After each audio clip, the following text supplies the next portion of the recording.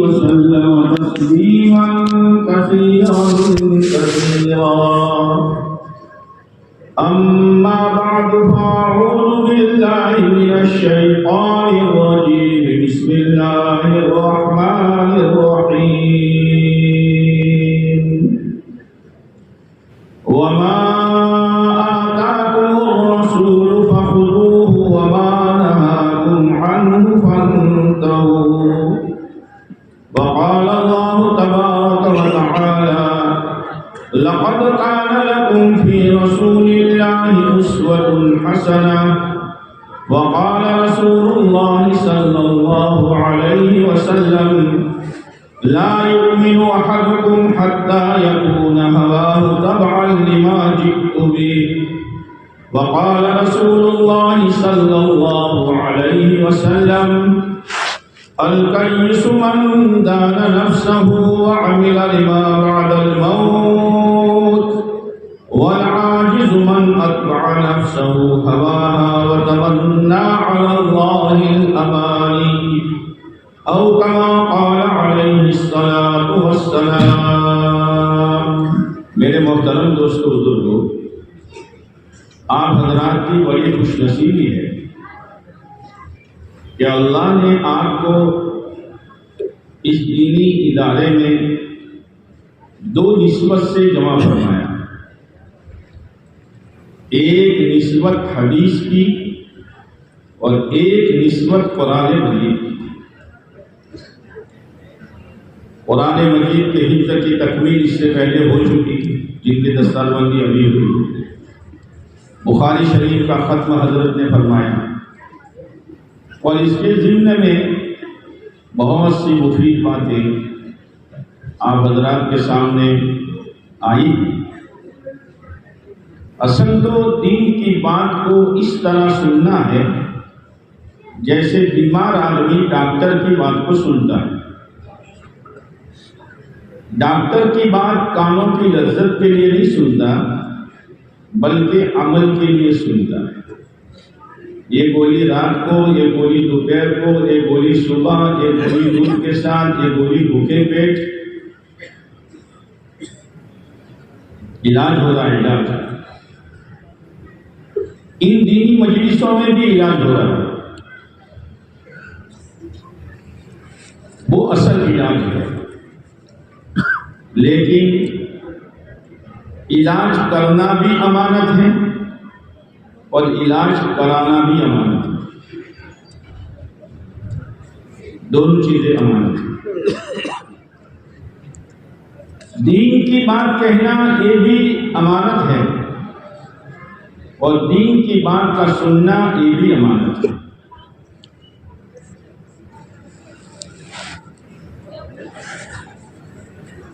یہ اسی لیے مذاکرہ ہو رہا ہے کہ ہم اپنی زندگی کو قرآن اور حدیث پر لائیں. دو ہی چیزیں ہیں، کیا کرنا وہ قرآن میں دیکھ لو اور کیسے کرنا وہ حدیث میں دیکھ لو. جیسے ریل کی دو پٹری ہے، ایمان والے کے لیے جنت میں جانے کی اور اللہ کو راضی کرنے کی اور اپنی دنیا اور آخرت بنانے کی یہی دو پٹری. جہاں ان دو پٹری سے ہٹا وہ گئے.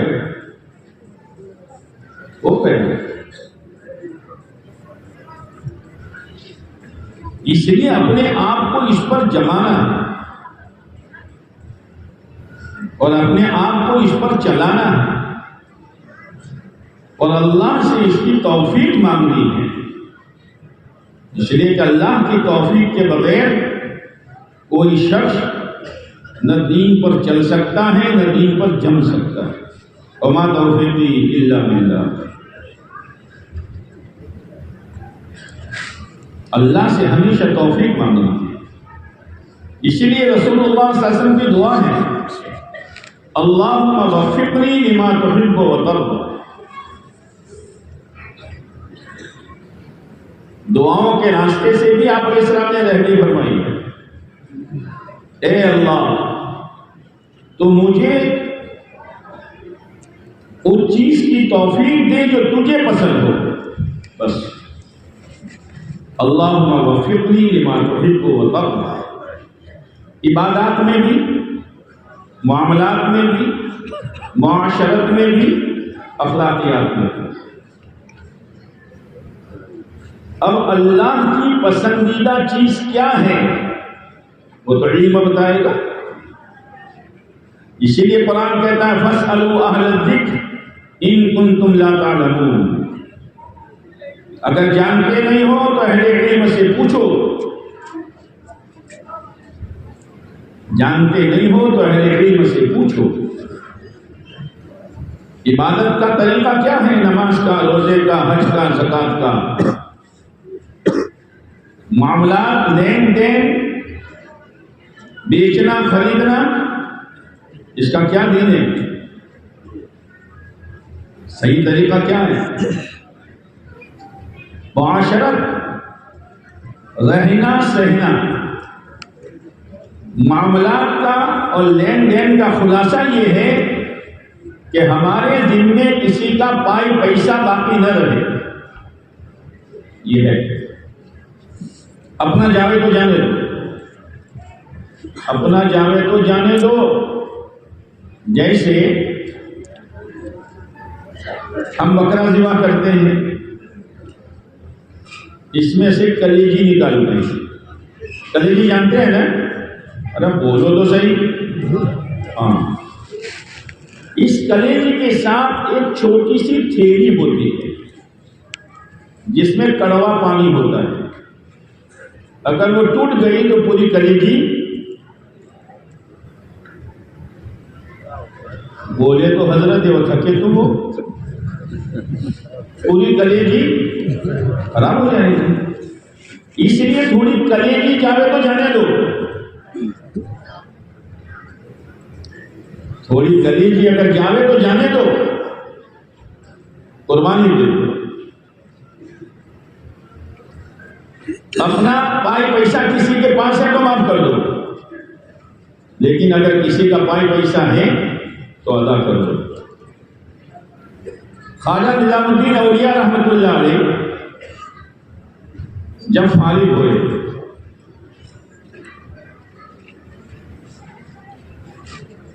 تو تلاش کرتے تھے کسی اللہ والے کے ہاتھ میں ہاتھ دے دوں تاکہ وہ میری صحیح رہبری کرے. تلاش کرتے کرتے ایک بزرگ پر نظر جمی جو پٹن شریف میں رہتے تھے.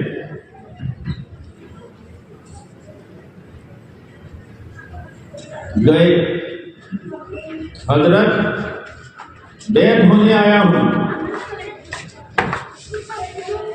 حضرت نے پوچھا ٹھیک ہے، کسی کا پائی پیسہ باقی تو نہیں ہے تمہارے ذمہ؟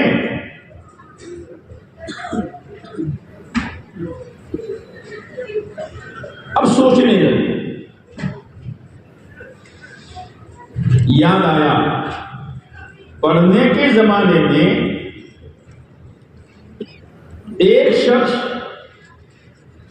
جلد سازی کرتا تھا، کتابوں کی بائنڈنگ کرتا تھا، میں نے کروائی تھی. اس وقت میرے پاس پیسے نہیں تھے، اس کے 2 پیسے باقی ہے.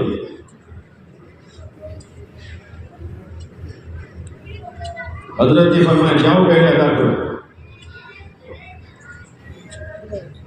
اسی لیے آپ علیہ السلام نے فرمایا من المفلس، میری امت کا مفلس کون ہے، کنگال کون ہے، دیوالیہ کون ہے؟ صحابہ تو بہت سیدھے سادے. اے اللہ کے نبی علیہ السلام، جس کے پاس پائی پیسہ نہ ہو.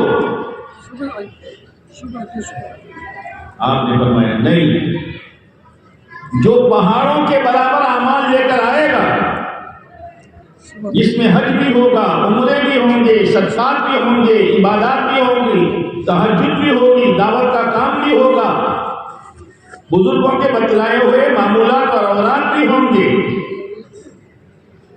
لیکن کسی کا خون بہایا ہوگا، کسی کو تماچا مارا ہوگا، کسی کا حق ضائع کیا ہوگا. نیکی کرنا بہت مشکل ہے، اور اس کا بچانا اس سے بھی زیادہ مشکل ہے. اس لیے قرآن نے یہ نہیں کہا کہ جو نیکی کر کے آئے گا، من جاء بالحسنہ، جو نیکی لے کر آئے گا. نیکی کرنا مشکل اور نیکی کو بچانا اور زیادہ مشکل، اس لیے بہت چوکنا ہو کر چلنا پڑے گا.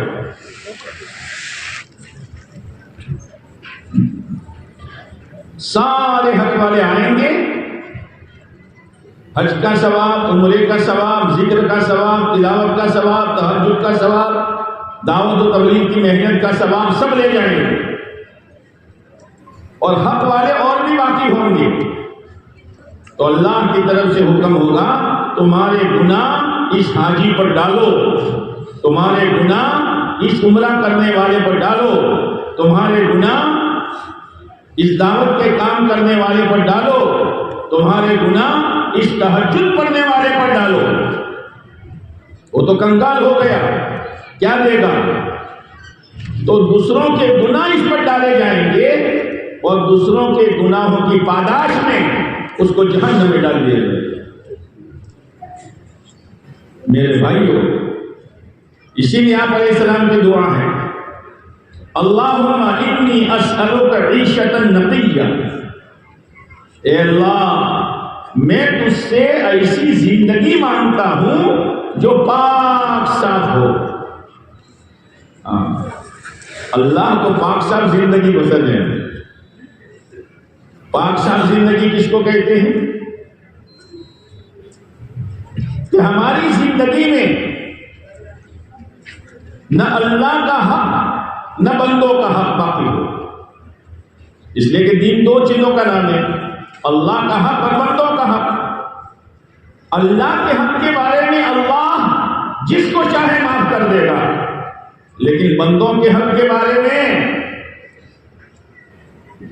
جب تک بندہ معاف نہیں کرے گا اللہ معاف نہیں کرے گا. وہ توباؤں سے معاف نہیں ہوگا، وہ بیت اللہ کے پردے پکڑ کر رونے سے معاف نہیں ہوگا، وہ تہجد میں پیشانیاں رگڑنے سے معاف نہیں ہوگا، وہ کروڑوں روپے صدقہ کرنے سے معاف نہیں ہوگا جب تک بندہ معاف نہ کرے. حقوق اللہ کے بارے میں تو ہم کو چوکنا ہے، لیکن حقوق العباد کے بارے میں بہت غفلت ہو رہی ہے. اور کو چھوڑیے، بھائی بہن ہوتے ہیں جی، باپ کا انتقال ہو گیا تو جو انتقال ہوا وہ تمام بھائیوں کا باپ اور تمام بہنوں کا باپ. تو باپ نے جو چھوڑا، زمین چھوڑی، جائیداد چھوڑی، جانور چھوڑے، نقدی چھوڑی، سونا چاندی چھوڑا، اس میں کس کا حق ہوگا؟ نہیں بولتے ہو، دبا کر بیٹھے ہو، دبا کر بیٹھے ہو. سب کا حق ہوگا، بھائیوں کا بھی، بہنوں کا بھی اور بوڑھی ماں کا بھی. اب اپنی زندگی ٹٹول لو. باپ کے مرے ہوئے 15 سال سارا قبضہ بھائیوں نے، اور شادی کے موقع پر بلا کر کچھ بہن کو پکڑا لیا. پوچھ لو علماء سے، وہ بیچاری سماج کی شرم میں وہ کچھ روپیے لے لیتی ہے. اس سے بھی سادہ ہو جائے. یہ تو رواج کیا، اس کا گناہ اور ہوگا. اور بیسا تو باقی کا باقی ہے. اب اس مال سے بھائی جتنا کاروبار کریں گے، جتنے مکان بنائیں گے، جتنی زمین و جائیداد خریدیں گے، ان سب میں بہنوں کا حق ہوگا.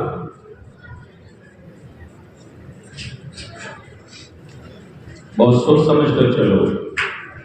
میں اپنے یہاں جب اصلاحی معاشرہ کا پروگرام ہوتا ہے تو ایک میں مثال دیتا ہوں کہ کتنا ہی بڑا ڈاکو ہو، کتنا ہی بڑا لٹیرا اور چور ہو، لیکن اپنے بہن کے گھر چوری نہیں کرے گا. اس سے پوچھو بھائی تیری بہن بہت ہے، اس کے پاس بہنوں ہی مالدار ہے، وہ سمجھائے گا کہ بہن کے گھر چوری کی جاتی ہوگی تو میرے جیسا پوری قسمت کا کون ہوگا، ہے نا؟ آپ سے پوچھیں گے تو آپ بھی یہی کہیں گے۔ اور وراثت کس کی دوائی ہے؟ اور راجستھان والوں، وراثت کس کی دوائی ہے؟ پائی پائی کا حساب کر کے دے دو، شرم میں ڈال کر معاف مت کراؤ۔ بہن غریب گھرانے میں ہے، بہنوں ہی کے مرے ہوئے 10 سال ہو چکے ہیں، چھوٹے چھوٹے بچے ہیں، گزارے کے لیے ایک زمین کا ٹکڑا ہے، اس میں بھی پیداوار صحیح نہیں ہے، بھائی کو معلوم ہے کہ میری بہن کا یہ حال ہے، اور وہ وراثت دبا کر گل چھڑے اڑا رہا ہے۔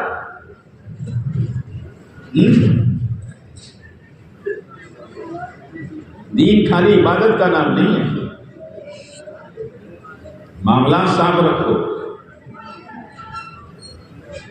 جب خواجہ نظام الدین اولیاء رحمۃ اللہ علیہ وہ 2 پیسے اس بائنڈنگ کرنے والے وہ جلد ساز کو دینے گئے، وہ بوڑھا ہو چکا تھا، کہا لالا جی بولو بیٹا، یہ 2 پیسے آپ کے باقی ہیں۔ بھائی مجھے تو کچھ یاد نہیں ہے، کتاب بندوائی تھی، جلد بندوائی تھی، میرے پاس نہیں تھے۔ پوچھا بیٹا کہاں سے آئے ہو؟ کہ پٹن شریف سے۔ تو لالا جی نے کہا معلوم ہوتا ہے وہاں کوئی مسلمان رہتا ہے۔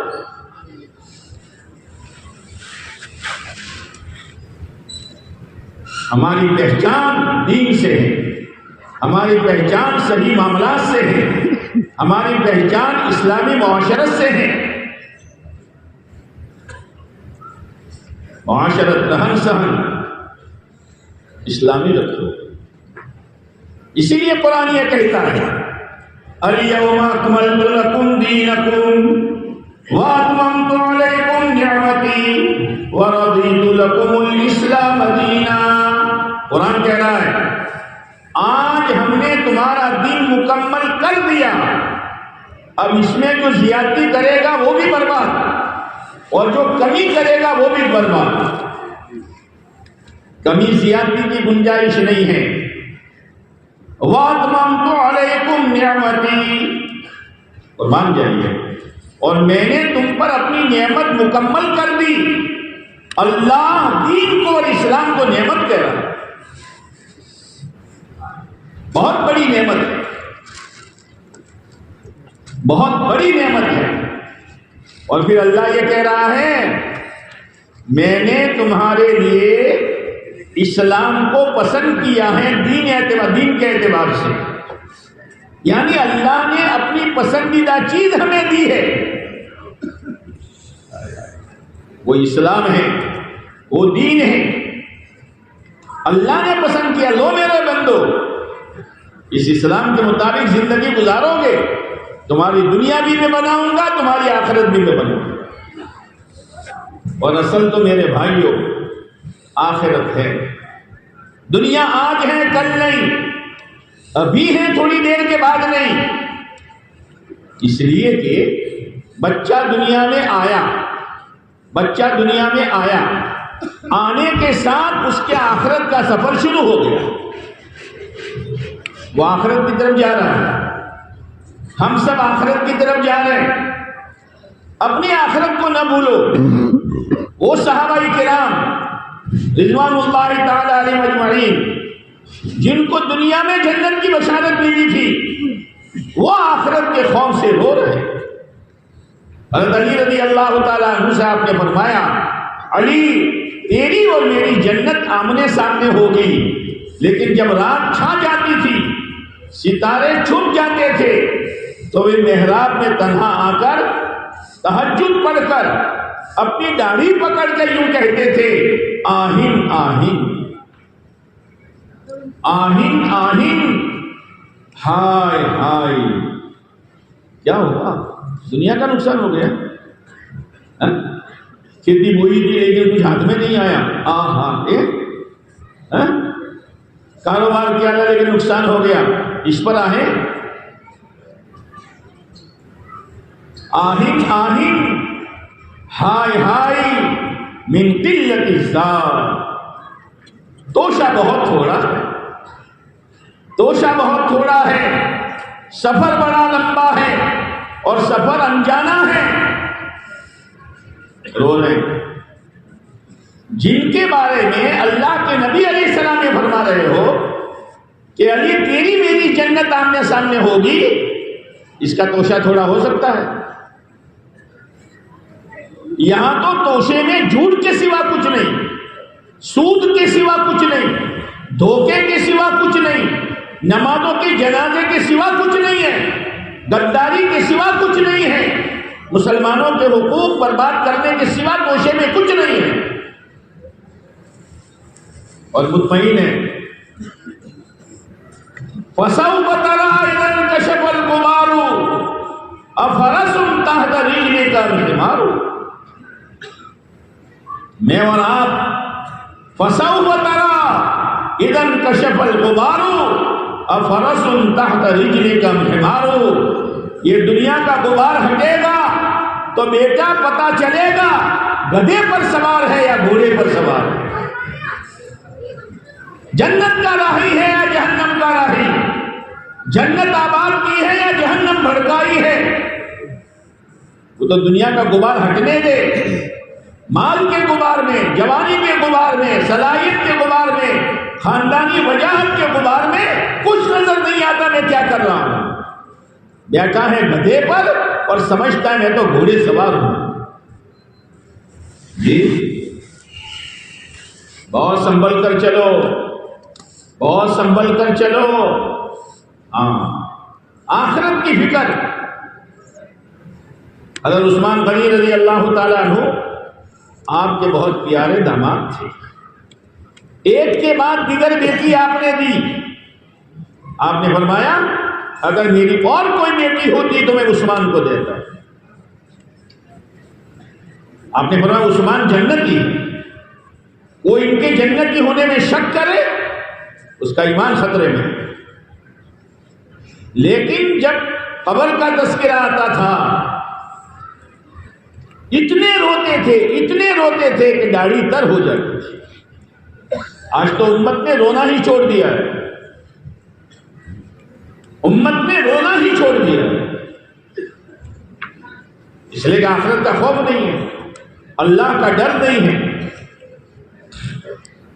پوچھا عثمان جنت اور جہنم کے خوف سے آپ اتنے نہیں روتے ہو جتنا قبر کہ ہاں میں نے میرے آقا حضرت محمد صلی اللہ علیہ وسلم کو فرماتے ہوئے سنا ہے قبر آخرت کی منزلوں میں سے پہلی منزل، جو اس سے پار ہو گیا باقی کی ساری منزلیں آسان، اور جو اس میں پھنس گیا باقی کی ساری منزلیں مشکل۔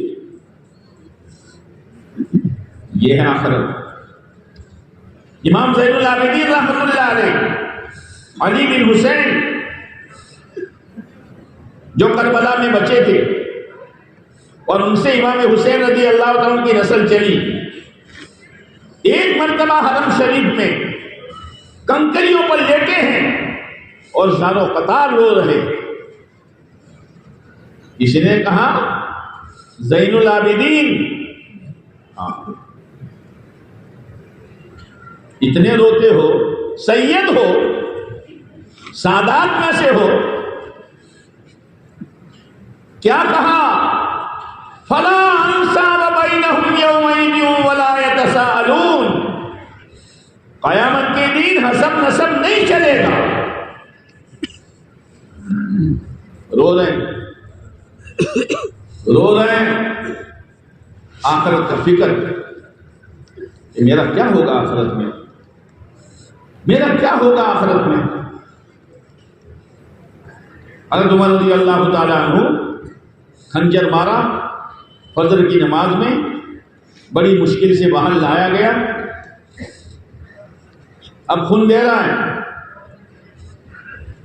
بیٹے سے کہا بیٹا مدینہ کا چکر لگاؤ،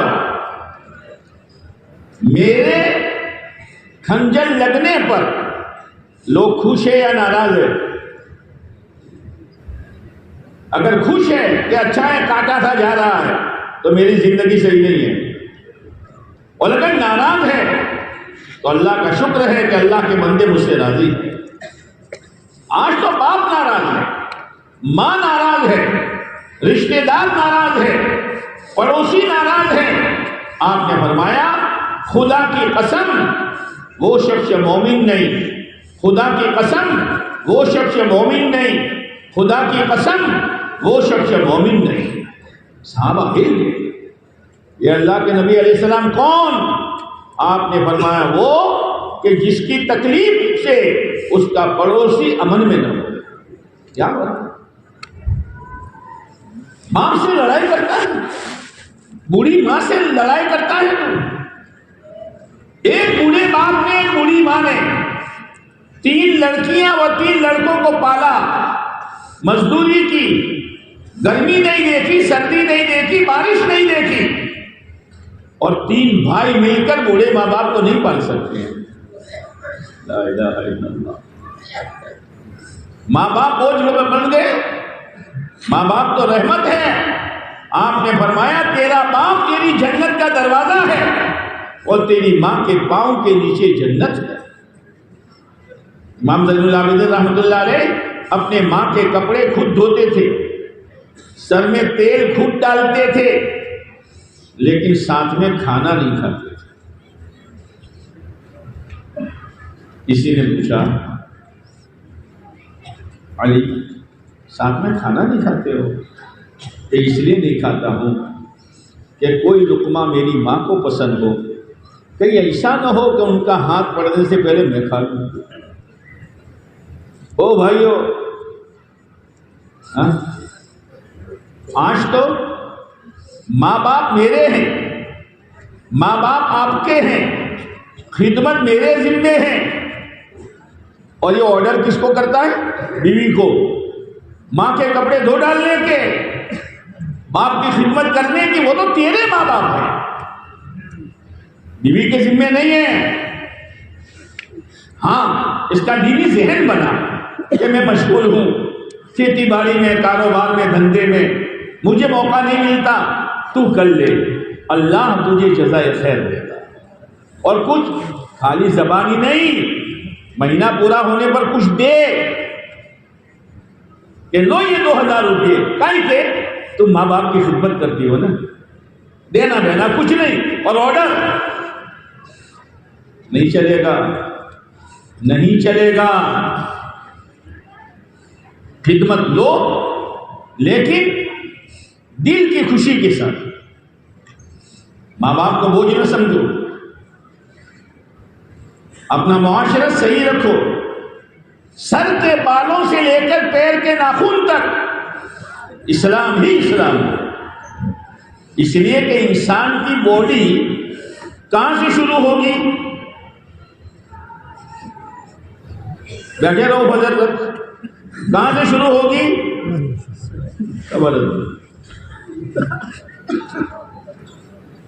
سر سے۔ کہاں سے شروع ہوگی؟ تمہارے پیٹ سے شروع ہوگی۔ کہاں سے شروع ہوگی؟ سر۔ تو سر پر جو بال ہے وہ میرے اور آپ کے نہیں ہیں، اور وہ بال بھی بہت بڑی نعمت ہے۔ ہمارے یہاں ایک ڈاکٹر گنجا تھا، گنجا جانتے ہو؟ ہاں، اس کے بال نہیں تھے تو 7 لاکھ روپئے دے کر بال لگوائے۔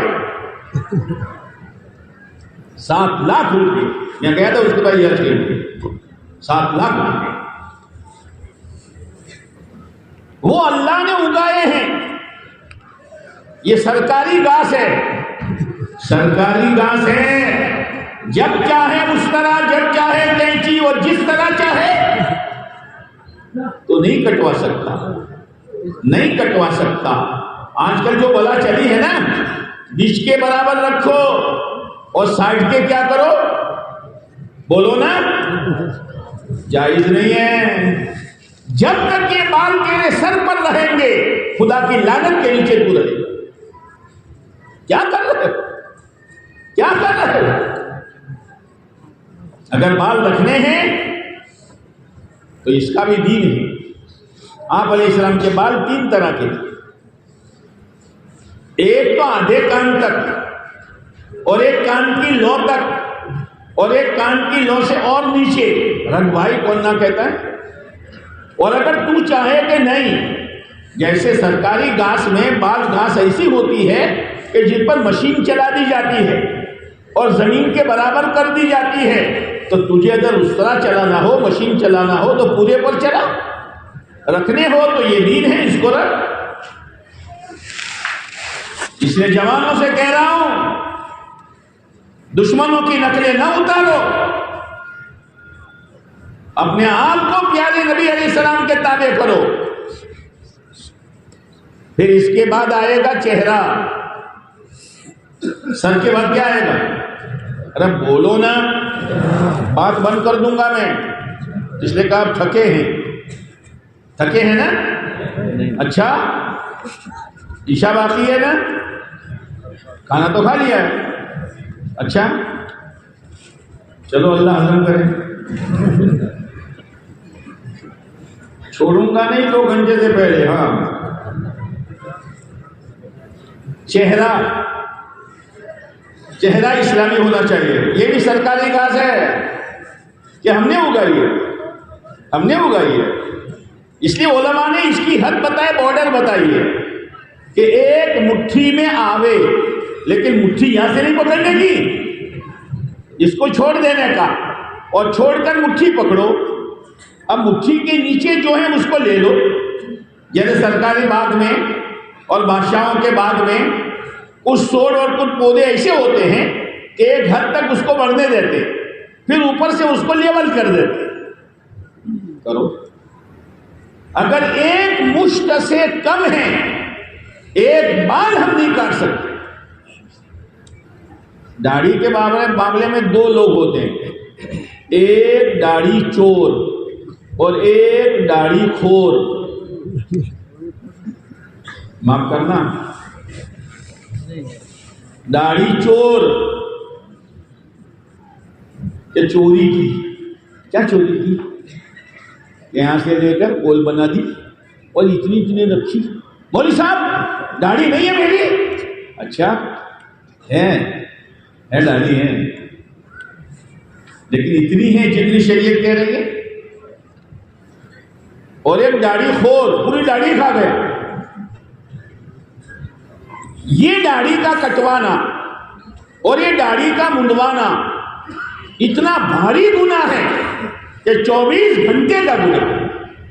نماز پڑھے تو گناہ کی حالت میں، کھانا کھائے تو گناہ کی حالت میں، حج میں جائے تو گناہ کی حالت میں، روزہ رکھے تو گناہ کی حالت میں، اور مرے تو گناہ کی حالت میں. توبہ کرو آج اس مبارک مجلس میں. جمعہ کی رات ہے، توبہ کرو. دینی مجلس ہے، بخاری شریف ختم ہوا ہے، قرآن مجید کی تکمیل ہوئی ہے حفظ کی. توبہ کرو کہ آج کے بعد شریعت سے پہلے نہ ہم بال کٹوائیں گے داڑھی کے، نہ منڈوائیں گے. انشاءاللہ میں کرنٹ نہیں ہے، زور سے بولو. موت سے پہلے کچھ کر لو. پھر اس کے بعد آئے گی باڈی. کیا آئے گی؟ باڈی جانتے ہو نا؟ اور راجستھان والوں باڈی جانتے ہو کیا؟ شریر. ہاں تو بولو کہ شریر. اب کیا پہنا ہوگے؟ جو چاہے. نا عورتوں کا لباس الگ، مردوں کا لباس الگ. وہ تو شریعت طے کرے گی، بدن ہمارا تھوڑا ہے جو ہم طے کریں گے. کیا پہنیں گے، اوپر کا لباس کیسا اور نیچے کا لباس کتنا. اس لیے کہ لباس 2 طرح کا ہے. ایک تو نیچے سے اوپر پہنا جاتا ہے، اس کا نام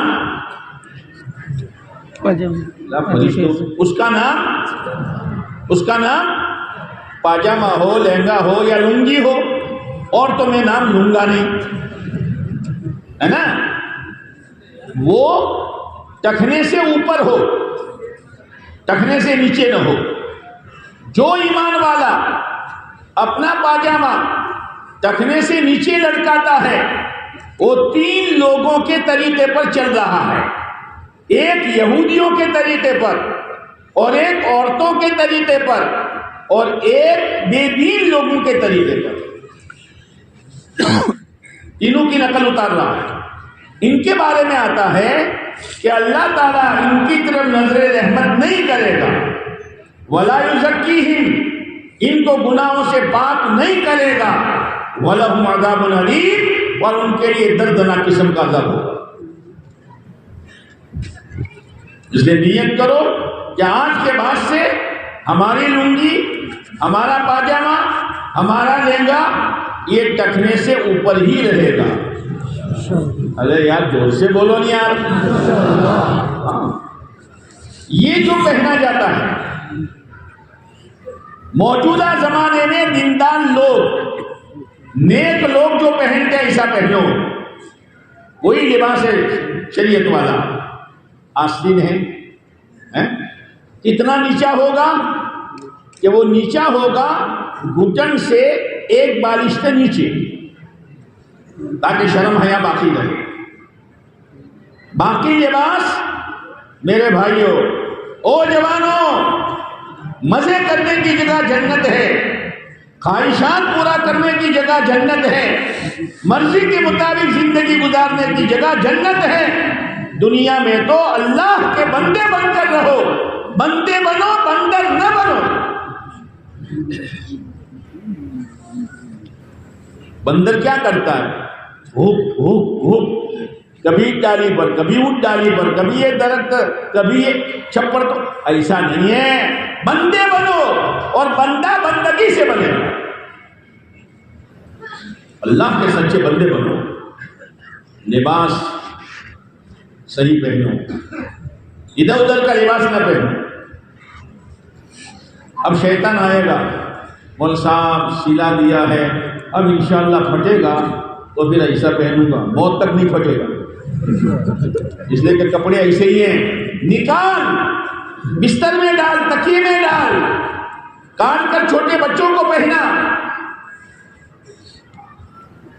اسی لیے قرآن کیا کہتا ہے؟ یا ایھا الذین آمنوا اتقوا اللہ حق تقاتہ ولا تموتن الا وانتم مسلمون۔ وہ ایمان والوں سے کہا جا رہا ہے، وہ ایمان والو اللہ سے ڈرو جیسے اللہ سے ڈرنے کا حق ہے، اور تمہاری موت نہ آئے مگر اسلام کی حالت میں۔ ہاں، اور موت کا کوئی بھروسہ نہیں۔ ہماری موت آئے، ہمارے سر کے بال اسلامی ہو، ہمارا چہرہ اسلامی ہو، ہمارا لباس اسلامی ہو۔ ولا تموتن الا وانتم مسلمون۔ سچے پکے مسلمان بنو، اسلامی، ہمارا کمانا خرچ کرنا اسلامی۔ ہاں، اس کے لیے علم کی ضرورت پڑے گی، اور علم کہاں ہے؟ قرآن اور حدیث میں۔ اور قرآن اور حدیث کو جاننے والے کون ہیں؟ بولو نا، بولو نا۔ کبھی پوچھنے آئے مولوی صاحب لڑکے کا نکاح ہے تو کیا کروں، لڑکی کی رخصتی ہے تو کیا کروں؟ وہ کرو جو سماج کر رہی ہے، وہ کرو جو دنیا کر رہی ہے۔ جو دین کو چھوڑے گا، شریعت کو چھوڑے گا، پیارے نبی کے اداؤں کو چھوڑے گا، قرآن یہ کہہ رہا ہے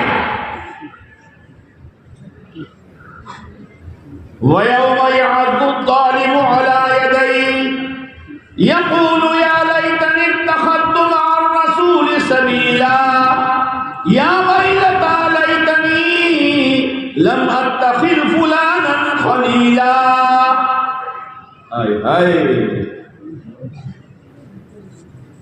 اب آخرت میں تو سب کو کھڑا ہونا ہے، ایک طرف جنت چمک رہی ہوگی، ایک طرف جہنم بھڑک رہی ہوگی۔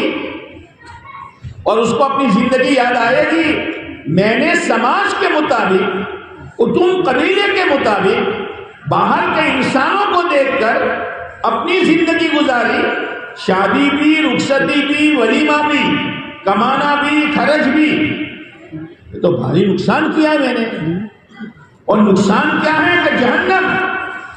تو اپنی انگلی ایک پورا دانت کے نیچے دبائے گا، جیسے بعض لوگ ٹینشن میں ہوتے ہیں تو کبھی یوں بیٹھتے ہیں، تم مت بیٹھنا، کوئی بیٹھ، کبھی یوں پکڑتے ہیں، لوگ کہتے ہیں یار کوئی ٹینشن میں ہے بیچارہ، یہ اپنی انگلی یہاں دبائے گا اور ہوش کھو بیٹھے گا، یہاں سے چباتے چباتے کوہنی تک ہو ہاتھ چبا کر کھا جائے گا، اور کیا کہے گا، کیا اچھا ہوتا پیارے نبی والا دین اپنا لیتا، چہرے میں بھی، بالوں میں بھی، کپڑوں میں بھی، شادی میں بھی، بیاہ میں بھی، موت میت میں بھی، کمانے میں بھی، خرچ میں بھی، کیا اچھا ہوتا۔ اور ساتھ میں دوسری سائڈ بھی بولے گا، کاش قبیلے کی بات نہ مانتا، خاندان کی بات نہ مانتا، دوستوں کی بات نہ مانتا تو کیا اچھا ہوتا۔ لیکن کوئی بوڑھا یوں کہے کیا اچھا ہوتا جوانی واپس آ جائے، آئے گی؟ آئے گی؟ اسی لیے ایک بوڑھا آدمی کبڑا ہو گیا، کبڑا اس کو دے جیسی کمر جھک گئی ہے، تو بیچارہ لکڑی کے سہارے جا رہا تھا، تو جوانوں کو تو یوں بھی سستی ہے نا، تو کہا بڑے میاں السلام علیکم، کہ وعلیکم السلام، کیا تلاش کرتے ہو؟ کوئی آدمی کوئی چیز تلاش کرے تو کھڑے کھڑے تلاش کر کے جھک کر کہتا ہے، اور راجستھانی کیا جھک کر، تو بیچارے جھک کر چل ہی رہے تھے، تو جوانوں نے پوچھا بڑے میاں کیا تلاش کرتے ہو؟ کہ بیٹا جوانی تلاش کرتا ہوں، ہاتھ میں نہیں آتی، جو آ کر باقی نہ رہے اس کا نام جوانی، اور جو جا آنے کے بعد نہ جائے اس کا نام بڑھاپا۔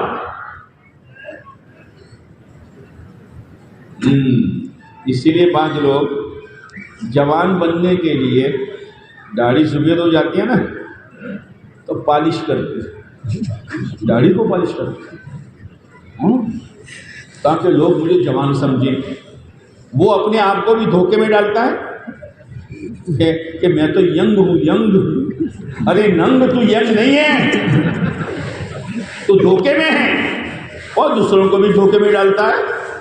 لیکن بڑھاپا خالی داڑھی پر تھوڑا آتا ہے، جب گھٹنے پر آئے گا تو کون سی پالش کرے گا، اور جب ہاتھ میں کپکے بھی آئے گی تو کون سی پالش کرے گا تو؟ دین سمجھو، دین معاشرت میں بھی، رہن سہن میں بھی، شادی بیاہ میں بھی، شادی بیاہ میں سادگی کرو، فضول خرچی نہ کرو، رسومات پر نہ چلو، شریعت و سنت پر چلو، سچے پکے مسلمان بن کر رہو، معاملات بھی، معاشرت بھی، اور حلال کمائی کی فکر کرو، حلال کمائی۔ جیسے کوئی آدمی بیمار ہو جاتا ہے تو اس کو اس میں خون اتارنے کی ضرورت پڑتی ہے، خون کے بوتل، تو اندھادھند نہیں اتارے جاتے، اس کے خون کا گروپ دیکھا جاتا ہے، یہ گروپ ہے تو یہ گروپ کا اتارو، بی گروپ ہے تو بی کا اتارو۔ اگر ہے اس مریض کا خون بی گروپ کا اور اتارا اے گروپ کا تو ریئیکشن ہو جائے، ریئیکشن ہو جائے، بجائے صحت کے بیماری بڑھ جائے گی۔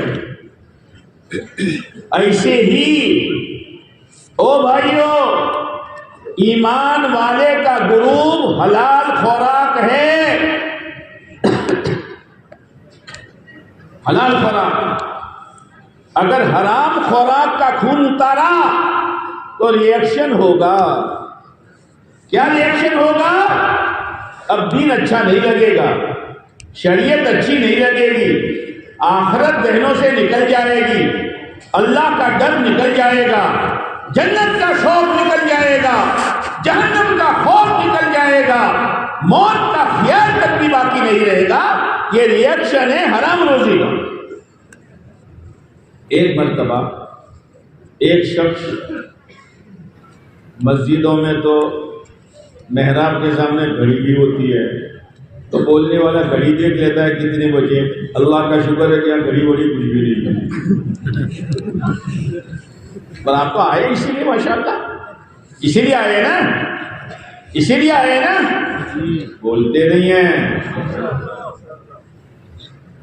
گھوڑا پالا تھا، ایک مرتبہ وہ گھوڑا لے کے چلا دن کو، تو گھوڑا ٹھوکر کھانے لگا، تو اس نے مارا چابو، تو تھوڑا چلا، پھر ٹھوکر کھانے لگا تو مارا چابو، پھر چلا، پھر ٹھوکر کھائی تو تیسرا چابک مارا، تو اللہ نے گھوڑے کو زبان دی، ارے چابک کیوں مارتا ہے؟ رات کو تو نے جو مجھے گھاس کھلائی ہے اس میں 4 آنے حرام کے تھے۔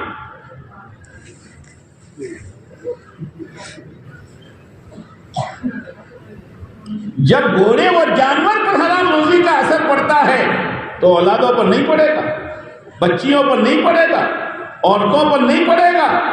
حرام لقمے گھروں میں لا کر، حرام کاروبار کر کے، حرام روزی کھلا کر یہ امید مت رکھنا کہ یہ لڑکے مسجدوں میں آئیں گے اور یہ لڑکیاں شرم حیا کی زندگی گزارے گی اور یہ عورتیں آخرت کی فکر کرے گی، امید مت رکھنا،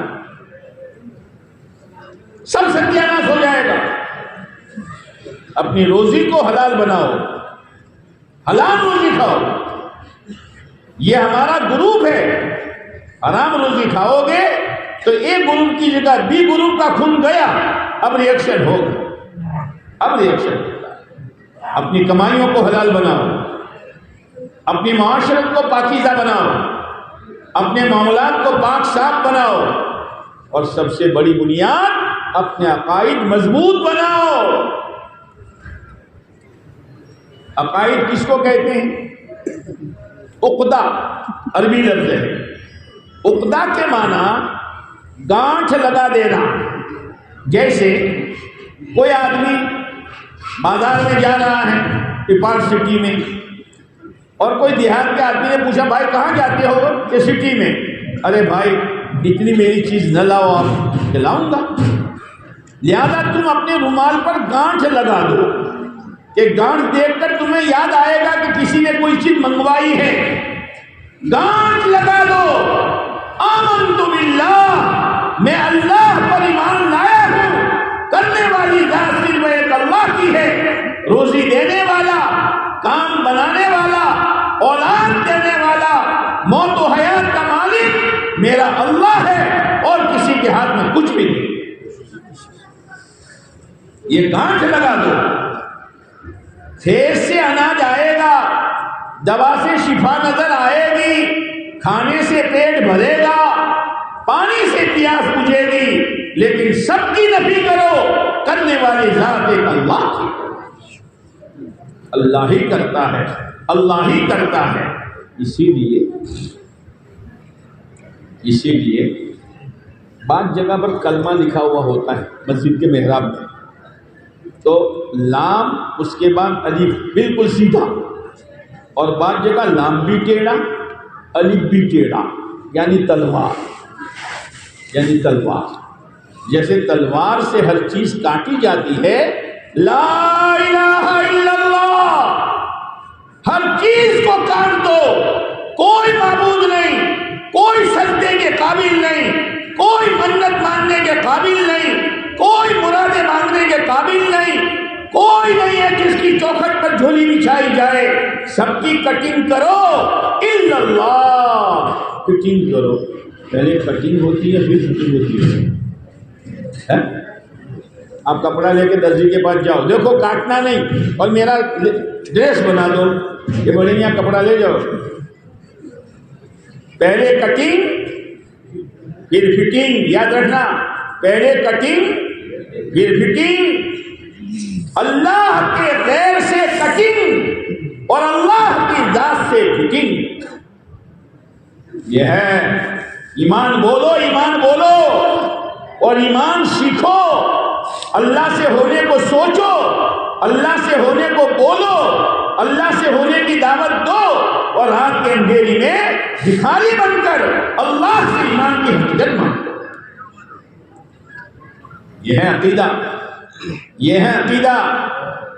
محمد الرسول اللہ صلی اللہ علیہ وسلم، دنیا میں جتنے طریقے ہیں سب میں ناکامی، سب میں نقصان، سب میں خسران، سب اللہ کو ناراض کرنے والے ایک طریقہ ہے، درے فیض محمد واہیں، درے فیض محمد واہیں، آئے جس کا دل چاہے، جو نہ آئے آتش دوزخ میں جائے جس کا دل چاہے۔ ایک دروازہ ہے اللہ کو راضی کرنے کا، وہ دروازہ محمد الرسول اللہ صلی اللہ علیہ وسلم والا ہے۔ اتر کر ہیرا سے سوئے قوم آئے، اتر کر ہیرا سے سوئے قوم آئے، ایک نسخے کنیا ساتھ لائے صلی اللہ علیہ وسلم۔ اس لیے میرے بھائیوں، باتیں تو ہم سنتے رہتے ہیں، کرتے رہتے ہیں۔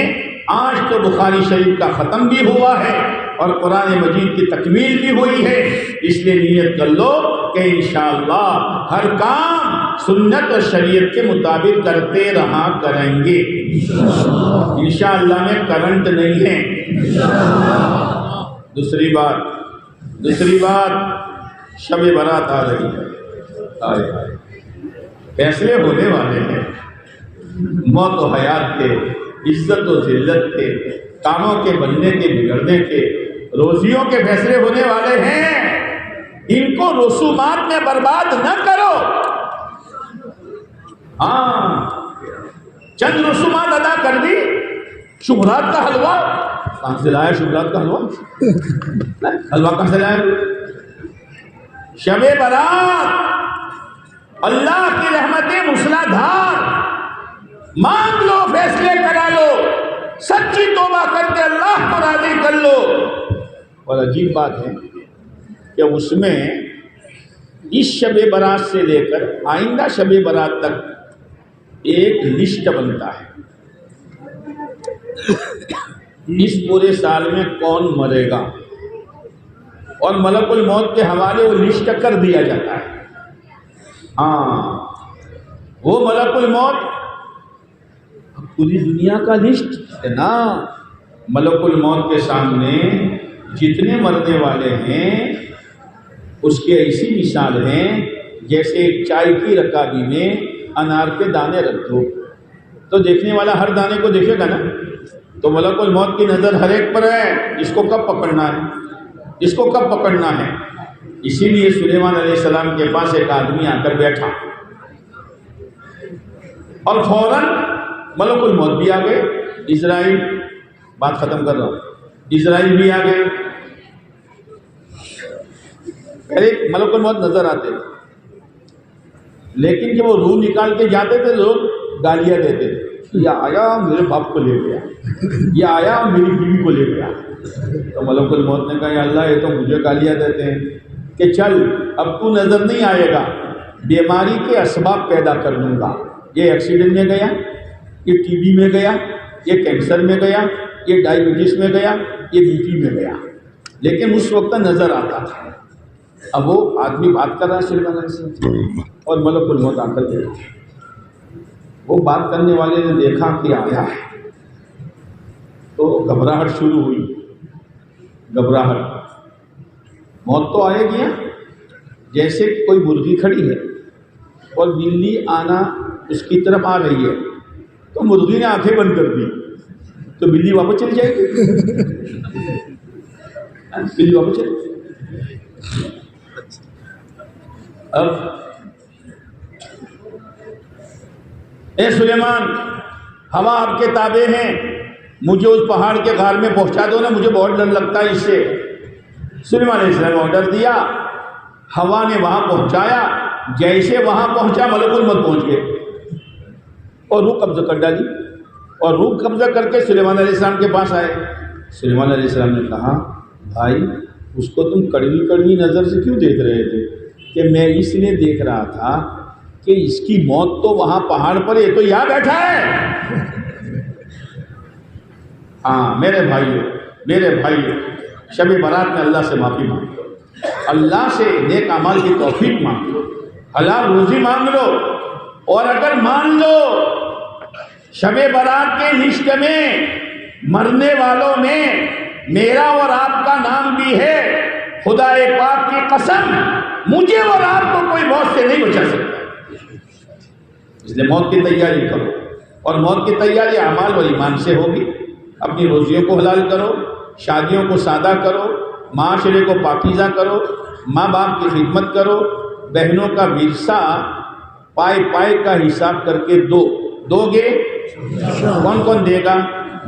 اس کا مطلب دبا کر بیٹھے ہو۔ چور کی داڑھی میں تنکا، چور کی داڑھی میں تنکا، ایک جگہ چوری ہوئی، سارے لوگ جمع ہوئے، تو بادشاہ نے کہا بھائی جو چور ہوگا اس کی داڑھی میں تنکا ہوگا، تو چور نے فوراً اپنی داڑھی سنبھالی، فوراً پکڑا، تو چور ہے۔ تم نے سب نے ہاتھ اٹھائے، اس کا مطلب گڑبڑ۔ ادا کر دو، اپنے بچوں کو دینی تعلیم دو، اور میرے بھائیوں ان اداروں کی قدر کرو، ان اداروں کی قدر کرو، محبت کی نظر سے دیکھو، اپنی پاک صاف رقم ان اداروں کو دو، یہ ہمارے لیے صدقہ جاریہ بنے گی۔ یہ حافظ، یہ قاری اور یہ عالم، پتہ نہیں کتنا کام ہوگا، ہم نے چند روپیے دے دی، انشاءاللہ اس خیر میں ہمارا بھی حصہ ہو جائے گا۔ اور پورا مجمع اس بات کی نیت کر لو، آنے والے ماہ مبارک کو وصول کرنا ہے، سیزن کا مہینہ ہے، خوب تلاوت کرو، روزانہ صلاۃ التسبیح پڑھو، اپنے کام کاج کو مختصر کرو، مسجدوں میں وقت گزارو، گھر میں عورتوں سے کو سحری افطاری میں وقت برباد مت کرو، صلاۃ التسبیح روز پڑھو، اشراق پڑھو، چاشت پڑھو، اوابین پڑھو، ہاں اللہ سے خوب دعائیں مانگو، روزے دار کی ہر دعا قبول ہوتی ہے، کرو گے؟ اور ایک نیت تو سب کر لو کہ آج کے بعد سے میرا جنازہ اٹھنے تک کوئی میری نماز آگے پیچھے نہیں ہوئی۔ اللہ ہمیں جو حضرت نے باتیں فرمائی اس پر بھی، اور جو ابھی مذاکرہ ہوا